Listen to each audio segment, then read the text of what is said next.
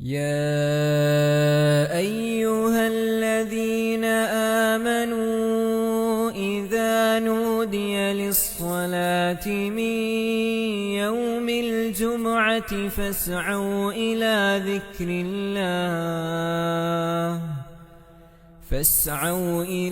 ذكر الله وذروا البيع ذلكم خير لكم إن كنتم تعلمون.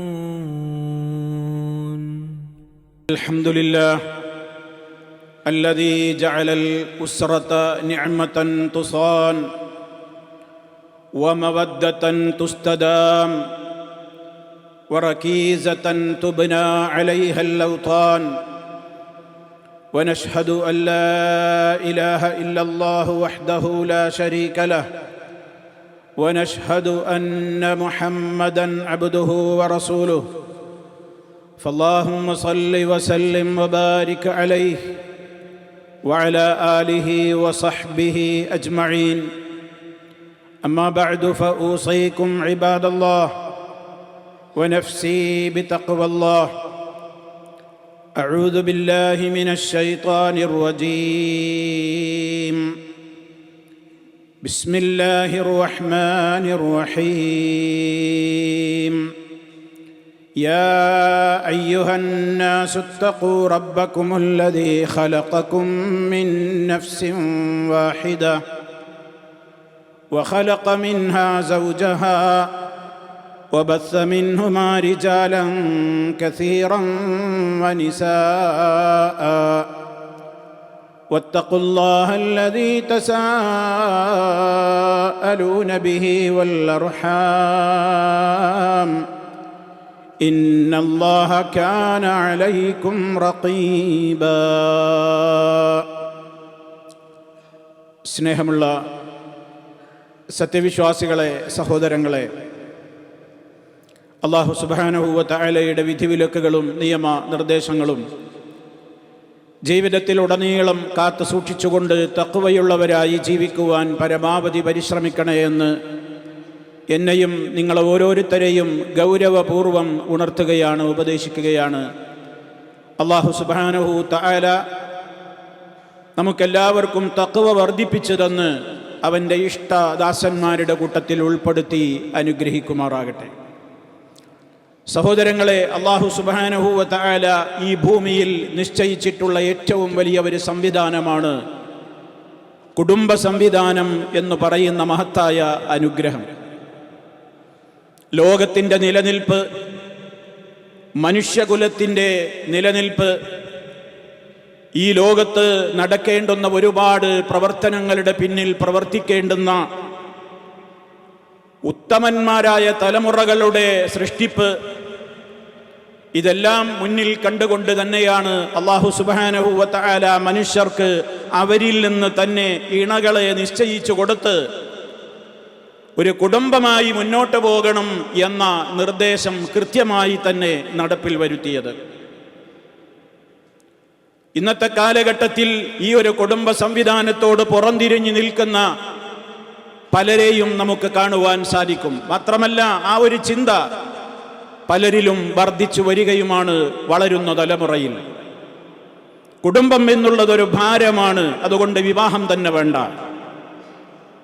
വൈവാഹിക ജീവിതം ആവശ്യമില്ല, മനുഷ്യന്റെ ലൈംഗികമായ താല്പര്യങ്ങളെ അടക്കുവാനുള്ള മാർഗങ്ങൾ കണ്ടെത്തുക മാത്രമേ വേണ്ടൂ, അതിനെന്തിനാണ് വിവാഹം, ഒരുമിച്ച് ജീവിച്ചാൽ മതി, ഇഷ്ടമുള്ളവരോടൊപ്പം ഇഷ്ടമുള്ള കാലമത്രയും ജീവിക്കുക, വേണ്ടെന്ന് തോന്നുമ്പോൾ, മടുപ്പ് തോന്നുമ്പോൾ ഒഴിവാക്കി മറ്റൊന്നിനെ പ്രാപിക്കുക, ഇത് മതി എന്നാണ് ആണും പെണ്ണും തമ്മിലുള്ള ആകർഷണം തോന്നുന്ന ആളുകൾക്ക് തോന്നുന്ന ഒരു പ്രധാനപ്പെട്ട ചിന്ത അതാണ്. വിവാഹം വേണ്ട. വേറെ ചിലർക്ക് എന്തിനാണ് പെണ്ണ് തന്നെ വേണമെന്നില്ല, ആണുമായി കൊള്ളട്ടെ. ജീവിതത്തിൽ ഓരോരുത്തരുടെയും ചോയ്സാണ്, അത് അവരുടെ ഇഷ്ടമാണ്. ചിലർക്ക് തോന്നുന്നു, ചില പെൺകുട്ടികൾക്ക് തോന്നുന്നു, എനിക്ക് പുരുഷനെ വേണ്ട, പെണ്ണിനെ മതി. അങ്ങനെ ലെസ്ബിയൻസും ഗെയ്സും പോലെയുള്ള ഒരുപാട് കൂട്ടങ്ങളായും മാനസിക രോഗികൾ വളർന്ന് തലമുറകളുടെ നിലനിൽപ്പിന് ആവശ്യമായ സന്താനോൽപാദനവും അതേപോലെ തന്നെ വിവാഹ ജീവിതം എന്ന കുടുംബജീവിതം എന്ന ഏറ്റവും മഹത്തായ ആണിക്കല്ലിനെയും തകർത്ത് കളയുന്ന വിധത്തിൽ തങ്ങൾക്ക് സ്വാതന്ത്ര്യമുള്ളതെല്ലാം തങ്ങൾക്കും ഇവിടെ ചെയ്യാം, അതിനെ ചോദ്യം ചെയ്യാൻ ഇവിടെ ആരെങ്കിലും വരുന്നുവെങ്കിൽ അത് മനുഷ്യത്വത്തെ ചോദ്യം ചെയ്യലാണെന്നും മനുഷ്യനുള്ള അവന്റെ അധികാരത്തെ ചോദ്യം ചെയ്യലാണെന്നും പറഞ്ഞുകൊണ്ട് അവക്കെതിരെ പടവാളോങ്ങുന്ന ഒരുപാട് കപട പുരോഗമനവാദികൾ, അവരൊക്കെ കൂടി ലോകത്തിന്ന് എത്തിച്ചേർത്തിട്ടുള്ള അതല്ലെങ്കിൽ ലോകത്തെ ഇന്ന് നശിപ്പിച്ചിട്ടുള്ള ഒരുപാട് ഉദാഹരണങ്ങൾ കണ്ട് ലോകം വിറങ്ങലിച്ച് നിൽക്കുകയാണ്. അവിടെയാണ് ഇസ്ലാം ഇടപെട്ടത്. തലമുറകളുടെ വികാസത്തിന്, ലോകത്തിന്റെ നിലനിൽപ്പിന്, ഈ ഭൂമിയിലെ പ്രവർത്തനങ്ങൾ നടക്കുന്നതിന് രാജാതിരാജനായ റബ്ബ് നിശ്ചയിച്ചിട്ടുള്ള ഏറ്റവും വലിയ പ്രധാനപ്പെട്ട പ്രതിഭാസം അത് കുടുംബജീവിതം തന്നെയാണ്. അതിന് നിശ്ചിതമായ വിഹിതമായ മാർഗം വിവാഹം തന്നെയാണ്. ആരാധന്മാരായ പ്രവാചകന്മാരിലൂടെ അള്ളാഹു അതിന്റെ മാതൃക കാണിച്ചു തന്നു. അവരൊക്കെ ആ മാർഗത്തെ സ്വീകരിച്ചുകൊണ്ടാണ് ഇവിടെ തലമുറകളെ ഉൽപ്പാദിപ്പിച്ചത്. പരിശുദ്ധ ഖുർആൻ വളരെ കൃത്യമായി തന്നെ പറഞ്ഞു, വലഖദ് അർസൽനാ റുസുലൻ മിൻ ഖബ്ലിക, താങ്കൾക്ക് മുമ്പ് എത്രയോ ദൂതന്മാരെ നാം അയക്കുകയുണ്ടായിട്ടുണ്ട്. വജഅൽനാ ലഹും അസ്വാജൻ വദുർരിയ്യ, അവർക്കൊക്കെ ഇണകളെയും സന്താനങ്ങളെയും പേരമക്കളെയും ഒക്കെ നാം നിശ്ചയിച്ചു കൊടുക്കുകയും ചെയ്തിട്ടുണ്ട്. പരിശുദ്ധ ഖുർആൻ മഹാന്മാരായ പ്രവാചകന്മാരുടെ കുടുംബങ്ങളെ പരാമർശിച്ചുകൊണ്ട് പറഞ്ഞിട്ടുണ്ട്.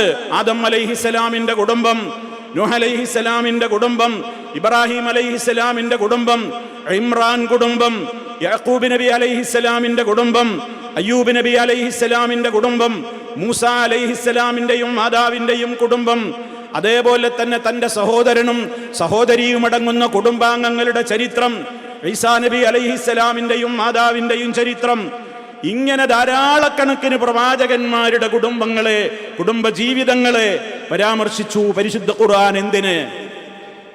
അവര് നിങ്ങൾക്കുള്ള മാതൃകയാണ്.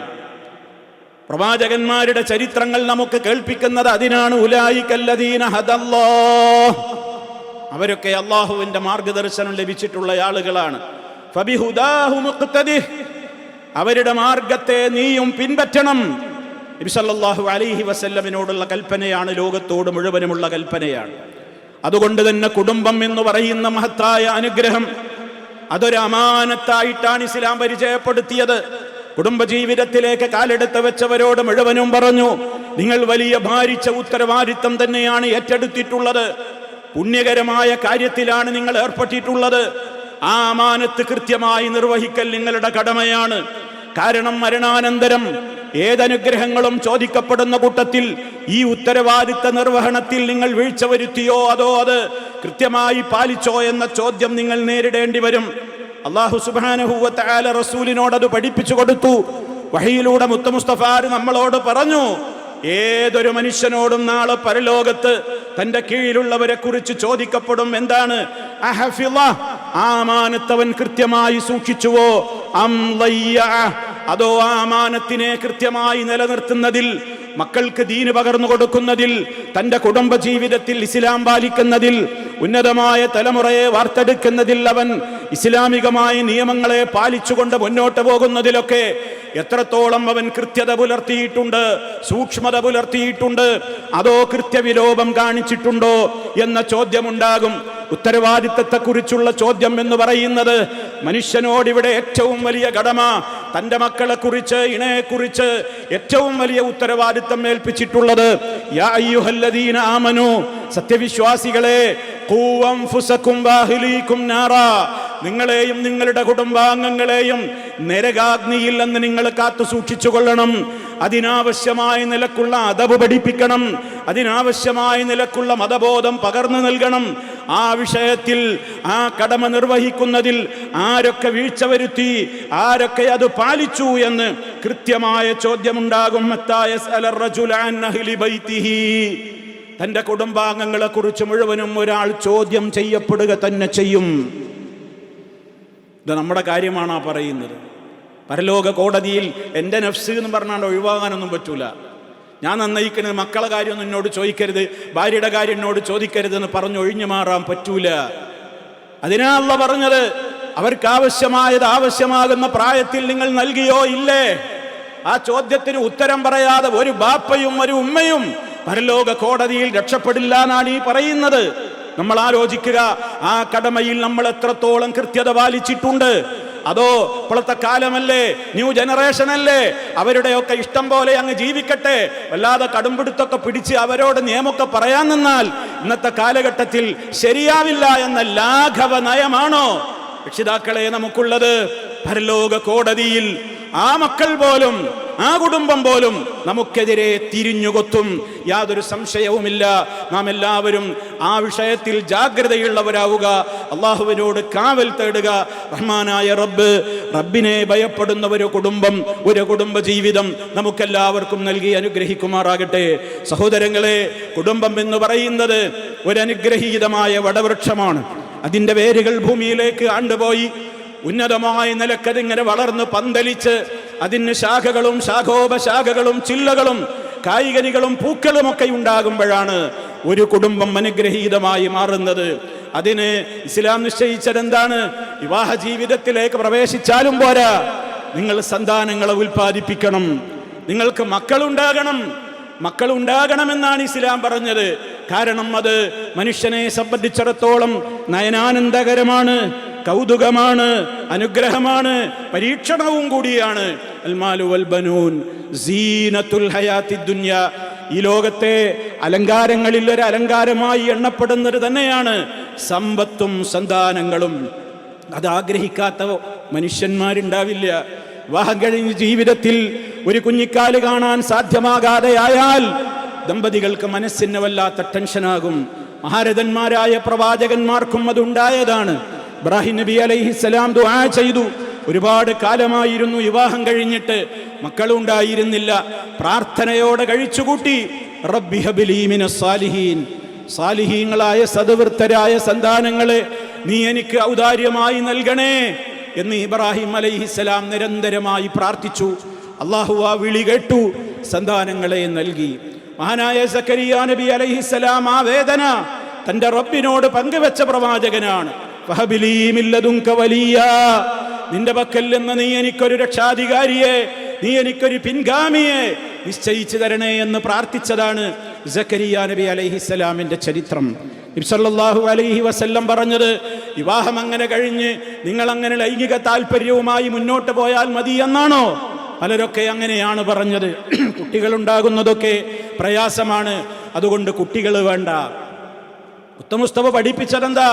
തസവ്വജു അൽ വദൂദ് അൽ വലൂദ്, നന്നായി സ്നേഹിക്കാൻ അറിയാവുന്ന, അതേപോലെ തന്നെ ധാരാളമായി പ്രസവിക്കുന്ന സ്ത്രീകളെയാണ് നിങ്ങൾ വിവാഹം കഴിക്കൂ. സന്താനങ്ങളെ ഉൽപ്പാദിപ്പിക്കുന്ന കാര്യത്തിൽ സന്താനങ്ങളെ നമുക്ക് ആ അനുഗ്രഹം എന്നത് നമുക്ക് ഉപകാരപ്പെടുന്ന വിധത്തിലായി തീരുവാൻ വേണ്ടിയുള്ള നിർദ്ദേശം നൽകിയ മതമാണ് ഇസ്ലാം. ഇതൊക്കെ ഈ ഹദീസുകളൊക്കെ ട്രോളപ്പെട്ടിരുന്ന ഒരു കാലഘട്ടമുണ്ടായിരുന്നു. ഇന്നും ചില പമ്പര വിഡ്ഢികൾ ഇത്തരത്തിലുള്ള ഹദീസുകളെയൊക്കെ ട്രോളുന്നുണ്ട്.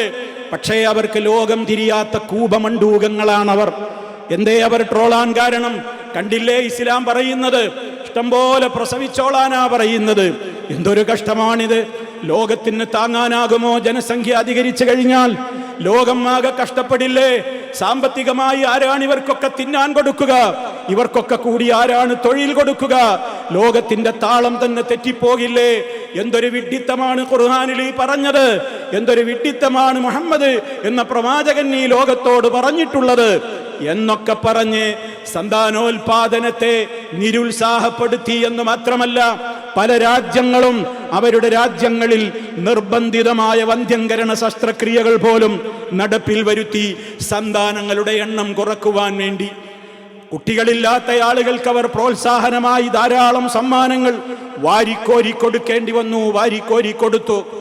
ഒരു കുട്ടിയിലപ്പുറമുണ്ടായി കഴിഞ്ഞാൽ അവർക്ക് ഗവൺമെന്റ് തലത്തിൽ ജോലി നിഷേധിക്കപ്പെട്ടു, അവരുടെ കുട്ടികൾക്ക് വിദ്യാഭ്യാസം നിഷേധിക്കപ്പെട്ടു, സൗജന്യ ചികിത്സ നിഷേധിക്കപ്പെട്ടു.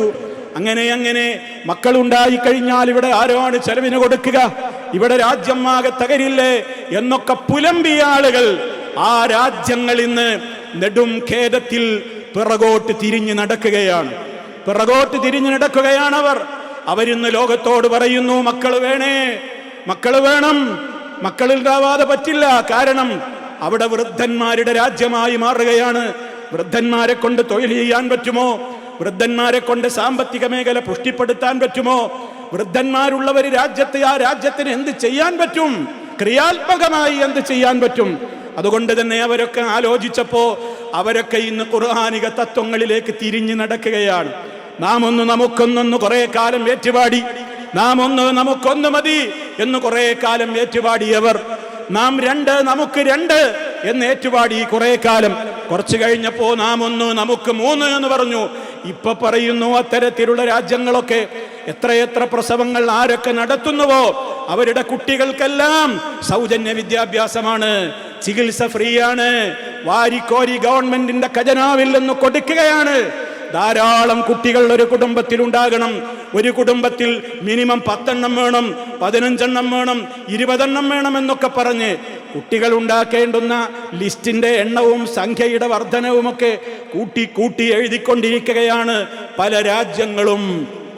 അവർക്കെന്ന് മനസ്സിലായി മക്കളുണ്ടാവാൻ ഞാൻ പറ്റൂല.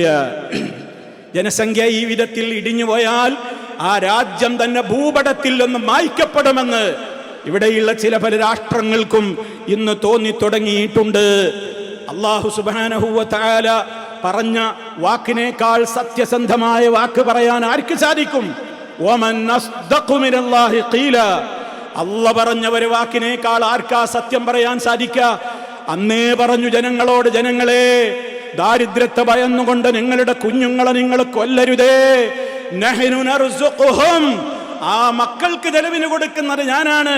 വഇയ്യാകും, ബാപ്പമാരായ നിങ്ങൾക്ക് ചെലവിന് തരുന്നതും ഞാനാണ്. ഈ ഭൂമിയിൽ എത്ര പേര് ജനിച്ചു വീണാലും അവരുടെയൊക്കെ വയറിന് ആവശ്യമായ രൂപത്തിലുള്ള ഭക്ഷണം ഇവിടെ അല്ലാഹു ഖജനാവിൽ ഒരുക്കി വെച്ചിട്ടുണ്ട്. അത് നിങ്ങളാരും ബേജാറാവേണ്ടതില്ല എന്ന് റഹ്മാനായ റബ്ബ് ആ കാലഘട്ടത്തിലെ ജനങ്ങളോട് പറഞ്ഞിട്ടുണ്ടെങ്കിൽ ഇന്നത്തെ കാലഘട്ടവും ആ ഒരു കൃത്യമായ ആഹ്വാനത്തെ നെഞ്ചേറ്റുകയാണ്. തോന്നിത്തുടങ്ങി എല്ലാവർക്കും മക്കളില്ല ഞാൻ പറ്റൂല. ഇതാണ് പറയുന്നത് ഇസ്ലാം നിത്യനൂതന പ്രസക്തമായ മതമാണ്. അത് പഴഞ്ചനല്ല.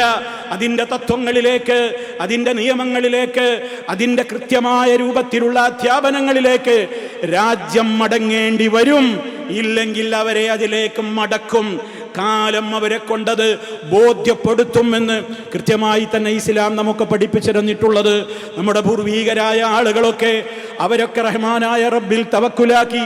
റിസ്ക് തരുന്നവൻ റബ്ബാണെന്നവർ തവക്കുലാക്കി. അള്ളാഹു തന്നോളും റിസ്ക് എന്നവർ മനസ്സിലാക്കി. റബ്ബിനെ കുറിച്ചുള്ള ആ സദ്വിചാരം കൊണ്ട് ധാരാളം സന്താനങ്ങളെ അവർ ഉൽപ്പാദിപ്പിച്ചു. അവരുടെ ജീവിതത്തിൽ അവർക്ക് അള്ളാഹു ബറക്കത്തും ചൊരിഞ്ഞു കൊടുത്തു. അതുകൊണ്ട് തന്നെ അള്ളാഹുവിൽ തവക്കുലാക്കുവാനും റബ്ബിനെ കുറിച്ചുള്ള സദ്വിചാരം മുന്നിൽ കണ്ടുകൊണ്ട് അള്ളാഹു നമുക്ക് തരുന്ന അമാനത്തായ സന്താനങ്ങളെ പോറ്റി വളർത്തുവാനും കടമകൾ നിർവഹിക്കുവാനും കടമപ്പെട്ടവരാണ് ഞാനും നിങ്ങളും എന്ന കൃത്യമായ യാഥാർത്ഥ്യത്തെ നാം മനസ്സിലാക്കുക, വീഴ്ച വരുത്താതിരിക്കുക. പോരായ്മകൾ അല്ലാഹു സുബ്ഹാനഹു വ തആല പുറത്തു തരുമാറാകട്ടെ.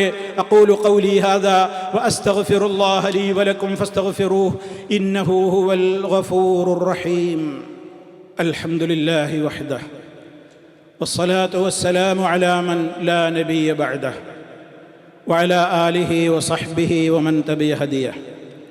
അമ്മാ ബഅദു ഫഊസീകും ഇബാദല്ലാഹ് വനഫ്സി ബിതഖ്വല്ലാഹ്.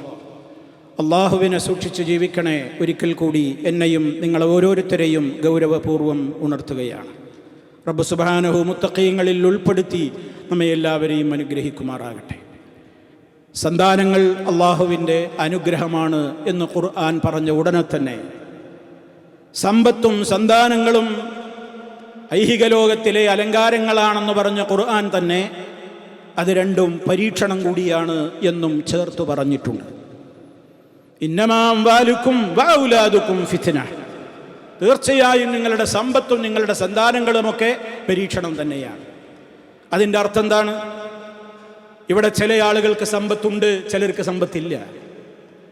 ചില ആളുകൾക്ക് മക്കളുണ്ട്, ചിലർക്ക് മക്കളില്ല. സമ്പത്തുള്ളവർ അള്ളാഹു ഞങ്ങളെ അനുഗ്രഹിച്ചുകൊണ്ട് വാരിക്കോരി തന്നതാണെന്ന നെകളിപ്പൊന്നും വേണ്ട. മക്കളുള്ളവരും അങ്ങനെ വിചാരിക്കേണ്ടതില്ല. കാരണം അത് രണ്ടും പരീക്ഷണമാണ്. നൽകിയും പരീക്ഷിക്കും, നൽകാതെയും പരീക്ഷിക്കും. പരിശുദ്ധ ഖുർആൻ പറഞ്ഞു, ലില്ലാഹി മുൽക്കുസ് സമാവാതി വൽ അർദ്, ആകാശഭൂമികളുടെ മുഴുവൻ രാജാധികാരം അവനുള്ളതാണ്. യഖ്ലുഖു മാ യശാ, അവൻ ഉദ്ദേശിക്കുന്നതിനെ അവൻ പടക്കും. യഹബു ലിമൻ യശാഉ ഇനാസാ, അവൻ ഉദ്ദേശിക്കുന്ന ദമ്പതികൾക്ക് അവൻ പെൺമക്കളെ മാത്രം കൊടുക്കും. വയഹബു ലിമൻ യശാഉ ദുകൂർ, ചില ദമ്പതികൾക്ക് അവൻ ആൺമക്കളെ മാത്രം കൊടുക്കും. ഔ യുസവ്വിജുഹും ദുക്റാനം വ ഇനാസാ, ചിലർക്ക് അവൻ ആൺകുട്ടികളെയും പെൺകുട്ടികളെയും ഇടകലർത്തി കൊടുക്കും. അവസാനം പറഞ്ഞതുകൂടി ശ്രദ്ധിക്കുക, വയജ്അലു മൻ യശാഉ അഖീമാ, അവൻ ഉദ്ദേശിക്കുന്ന ചിലർക്ക് ഒന്നും കൊടുക്കൂല. മക്കളില്ലാത്ത ഒരുപാട് ആളുകൾ ലോകത്തുണ്ട്. ശേഷം അല്ലാഹു പറഞ്ഞതെന്താണ്? ഇന്നഹു അലീമുൻ ഖദീർ, അല്ലാഹുവാണ് അറിയുന്നവൻ. ആ വാചകം ശ്രദ്ധിക്കണം. അല്ലാഹുക്ക് കഴിവുണ്ട്, അവൻ അറിയുന്നവനാണ്. ആർക്കൊക്കെ എത്ര അളവിൽ എത്ര കൊടുക്കണം എന്ന് അല്ലാഹുക്കറിയാം. ആർക്ക് കൊടുക്കുന്നതാണ്, ആർക്കാണ് കൊടുക്കാതിരിക്കേണ്ടത്, അതിലൊക്കെ റബ്ബിന് ചില ഹിക്മത്തുകളുണ്ട്. അത് നമുക്കറിഞ്ഞുകൂടാ. മക്കളുള്ള എത്രയോ ആളുകൾ ഇന്ന് മക്കൾ ഉണ്ടായതിൻ്റെ പേരിൽ കരയുന്നുണ്ട്. ആജീവനാന്തം ഉറക്ക് നഷ്ടപ്പെട്ടുകൊണ്ട് എനിക്കിങ്ങനെ ഒരു മകനുണ്ടായിപ്പോയല്ലോ, എനിക്കിങ്ങനെ ഒരു മകളുണ്ടായിപ്പോയല്ലോ എന്നോർത്തുകൊണ്ട് സങ്കടക്കണ്ണീരിൽ മുങ്ങിക്കഴിയുന്ന എത്രയോ രക്ഷിതാക്കളുണ്ട്. കാരണം ആ വിധത്തിലുള്ള നെറികെട്ട ജന്മങ്ങൾ ഉണ്ടായിട്ട് കാര്യമുണ്ടോ? അപ്പോ മക്കൾ ഉണ്ടായി എന്നുള്ളത് കൊണ്ട് വലിയ അനുഗ്രഹമാണോ? അല്ല, രണ്ടും പരീക്ഷണമാണ്. ഉണ്ടായവരും ശ്രദ്ധിക്കണം, മക്കളില്ലാതെ പോയവരോ നിരാശയുടെ തീരാക്കയത്തിൽ മുങ്ങിത്താണ് ആത്മഹത്യയിലേക്കോ റബ്ബേ നീ എന്തേ ഇങ്ങനെ ഇന്നെ ഒറ്റപ്പെടുത്തിയത് എന്ന ക്ഷമകേടിന്റെ വാക്കുകളിലേക്കോ തിരിയുന്നതിന് പകരം റബ്ബിന്റെ തീരുമാനം എൻ്റെ വിഷയത്തിൽ അതായിരിക്കും എനിക്ക് ഖൈറ് എന്നോർത്തുകൊണ്ട് അവൻ സംതൃപ്തനാവുകയും അവൻ സഹിക്കുകയും ചെയ്യുന്നുവെങ്കിൽ അവന് സ്വർഗത്തിൽ ഉന്നതമായ പദവി ഉണ്ടാകും. അതിലൊരു സംശയവുമില്ല. അതേ അവസരത്തിൽ എൻ്റെ ഖളയാണ്, എൻ്റെ വിധിയാണെന്ന് പറഞ്ഞുകൊണ്ട് അനുവദിക്കപ്പെട്ട മാർഗങ്ങളെ സമീപിച്ചുകൂടാ എന്നൊന്നും ഇസ്ലാം പറഞ്ഞിട്ടില്ല. വിവാഹ ജീവിതത്തിൽ കുഞ്ഞിക്കാല് കാണാൻ ഭാഗ്യമില്ലാത്ത ആളുകൾക്ക് ചികിത്സയിലൂടെ കിട്ടിയ എത്രയോ അനുഭവങ്ങളുണ്ട്. അതുകൊണ്ട് ഇസ്ലാം അനുവദിച്ചിട്ടുള്ള രീതികളിലൂടെ അവർക്ക് സന്താനോൽപാദനത്തിന് വേണ്ട ചികിത്സകളെ തേടാം. പക്ഷേ അനുവദിക്കപ്പെട്ട മേഖല മാത്രമേ അതിൽ സ്വീകരിക്കാവൂ. ദുർമന്ത്രവാദങ്ങളും അതേപോലെ തന്നെ മറ്റുള്ള രൂപത്തിലുള്ള സിഹിറുകളും ആ രൂപത്തിലുള്ള ചെപ്പടി വിദ്യകളും ഒക്കെ സ്വീകരിച്ചുകൊണ്ട് അള്ളാഹു നിശ്ചയിച്ചു തന്നിട്ടുള്ള ഈ ഖദറിൽ തൃപ്തിപ്പെടാതെ ശിർക്കിലേക്ക് കുഫറിലേക്ക് പോകുന്ന ദമ്പതികളുണ്ട്. ജാഗ്രത വേണം. അതേപോലെ തന്നെ ചികിത്സയുടെ പേരും പറഞ്ഞുകൊണ്ട് അള്ളാഹു അനുവദിച്ചിട്ടില്ലാത്ത മാർഗങ്ങളെ സ്വീകരിക്കുന്ന ആളുകളുണ്ട്. എത്രത്തോളം ലോകത്തിന് രക്തബാങ്കുകൾ ഉള്ളതുപോലെ ബീജ ബാങ്കുകൾ പോലും ലോകത്തുണ്ട്. ബീജം ശേഖരിക്കുന്ന ബീജ ബാങ്കുകൾ എന്തിനാ? ഏതാണുങ്ങൾക്ക് ബീജത്തിനാണ് തകരാറുള്ളതെങ്കിൽ അന്യ പെണ്ണിന് കുത്തിവെച്ചു കൊടുക്കാനും അത് നിക്ഷേപിക്കുവാനും വേണ്ടി ബാങ്കുകളിൽ പോയാൽ ബീജം കിട്ടും. തനിച്ച ഹറാം, തനിച്ച വ്യഭിചാരം, തൻ്റേതല്ലാത്ത സന്താനങ്ങൾ ലോകത്തുണ്ടാവുക. പലവിധത്തിലുള്ള പേരുകളിലുള്ള ചികിത്സകളുണ്ട്. ലക്ഷങ്ങളാണ് ആളുകൾ ആ മേഖലയിൽ മുടക്കിക്കൊണ്ടിരിക്കുന്നത്. നല്ലോണം ആ വിഷയത്തിൽ ശ്രദ്ധിക്കണമെന്നും ആ മേഖലയിലുള്ള ചികിത്സകളിലേക്ക് കാലെടുത്തു വെക്കുമ്പോൾ അതിനെക്കുറിച്ച് നന്നായി അറിയാവുന്ന ഇസ്ലാമികമായ ബോധമുള്ള ആളുകളുമായി മുശാവറ നടത്തിയിട്ടല്ലാതെ അത്തരം ചികിത്സകളിലേക്ക് കാലെടുത്ത് വെക്കരുതെന്ന് ലോകോത്തര പണ്ഡിതന്മാർ ലോകത്തോട് മുന്നറിയിപ്പ് നൽകിയത് എന്തിനാണെന്നോ? ആ മേഖലയിൽ കടുത്ത ചൂഷണങ്ങളും അനിസ്ലാമികതകളും ഇന്നും നിലനിൽക്കുന്നു. അധാർമികതകളുടെ, അശ്ലീലതകളുടെ ആ രൂപത്തിലുള്ള വൃത്തികെട്ട സംസ്കാരങ്ങൾ ആ ചികിത്സയുടെ പേരിലും ഇന്ന് രാജ്യത്ത് നിലനിൽക്കുന്നു എന്നുള്ളത് കൊണ്ടാണ്. അതേ അവസരത്തിലോ വിഹിതമായ മാർഗത്തിലൂടെ അള്ളാഹു അനുവദിച്ച ചികിത്സയിലൂടെ നമുക്ക് തേടാം. സർവോപരി അതിനായി പ്രാർത്ഥിക്കാം. ഇതൊക്കെയാണ് ഇസ്ലാം നമുക്ക് അതിനുള്ള പരിഹാര മാർഗങ്ങളായി പറഞ്ഞു തന്നിട്ടുള്ളത്. അതുകൊണ്ട് തന്നെ സഹോദരങ്ങളെ, ഇസ്ലാം എന്ന് പറയുന്ന ആ കൃത്യമായ ലോകത്തിൻ്റെ മനസ്സറിഞ്ഞ് ലോകത്തുള്ള എല്ലാവരുടെയും പ്രശ്നങ്ങൾക്ക് പരിഹാരം നിർദ്ദേശിച്ച ആ മതം, അതിനെ എന്ന് ലോകം തള്ളിപ്പറഞ്ഞോ അന്ന് അവരുടെ കഷ്ടകാലം ആരംഭിച്ചിട്ടുണ്ട്. എന്നതിലേക്ക് ലോകം തിരിഞ്ഞ് മടങ്ങി നടന്നുവോ അവർക്ക് വിജയം കിട്ടും. റഹ്മാനായ റബ്ബ് എല്ലാ അർത്ഥത്തിലും ദുനിയാവിലും ആഖിറത്തിലും നമുക്കൊരു സമ്പത്തായി മാറുന്ന വിധത്തിൽ നമ്മുടെ മക്കളെ അള്ളാഹു നല്ലവരാക്കി തീർക്കുമാറാകട്ടെ. അവർ ചെയ്യുന്ന സൽക്കർമ്മങ്ങൾ നമ്മുടെ നന്മയുടെ പട്ടികയിൽ രേഖപ്പെടുത്തുവാൻ കാരണമായി തീരുമാറ് അവർക്ക് മാർഗദർശനം നൽകുവാനുള്ളൊരു ബോധം രക്ഷിതാക്കളായ നമ്മളിലും അള്ളാഹു പ്രദാനം ചെയ്യുമാറാകട്ടെ. മാരകമായ രോഗങ്ങളിൽ നിന്ന്, സഹിക്കാനാവാത്ത പരീക്ഷണങ്ങളിൽ നിന്ന് അള്ളാഹു നമ്മെ കാത്ത് രക്ഷിക്കുമാറാകട്ടെ. നമ്മളിൽ നിന്ന് മരണപ്പെട്ടു പോയവർക്ക് മഗ്ഫിറത്തും റഹ്മത്തും നൽകി അനുഗ്രഹിക്കുമാറാകട്ടെ. അല്ലാഹു മഗ്ഫിർ ലിൽ മുഅ്മിനീന വൽ മുഅ്മിനാത്ത് വൽ മുസ്ലിമീന വൽ മുസ്ലിമാത്ത് അൽഹയാഇ മിൻഹും വൽ അംവാത്ത് ഇന്നക മുജീബുദ് ദഅവാതി വഖാദിൽ ഹജാത്ത്. اللهم اعز الاسلام والمسلمين واذل الشرك والمشركين. اللهم اجرنا واجر والدينا من النار. اللهم اجعل هذا البلد امنا مطمئنا وسائر بلاد العالمين. اللهم سدد خطى حاكمنا يا ذا الجلال والاكرام. ربنا اغفر لنا ذنوبنا وكفر عنا سيئاتنا وتوفنا مع الابرار والحمد لله رب العالمين.